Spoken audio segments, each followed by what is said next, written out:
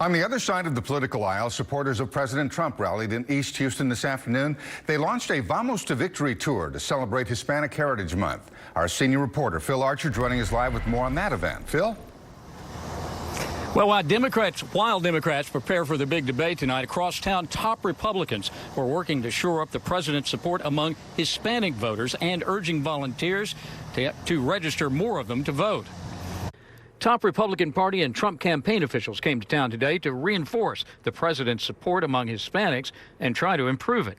YALI NUNEZ is the RNC's Director of Hispanic Affairs. I think this is a testament that speaks to how much the president wants to win the Latino vote. He's interested in conquering the Latino vote. We're going to be the new majority this next election cycle, so it's extremely important that we have events like this. The president is regarded as anti-immigrant in some quarters because of his immigration policies, but he still retains significant Latino support. He carried Texas in 2016, but didn't win a majority of Latino voters.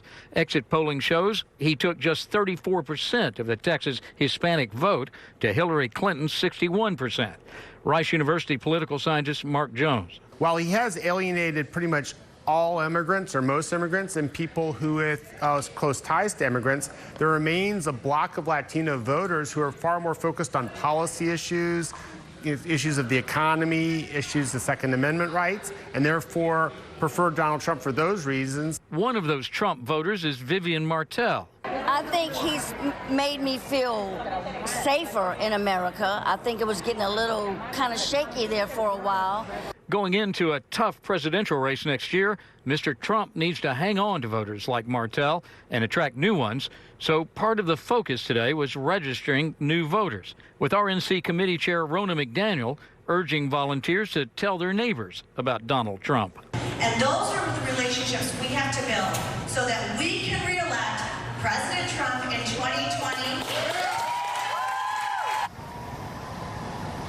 Republicans are touting increased household income for Hispanics, more jobs, and lower taxes as reasons to re-elect Mr. Trump.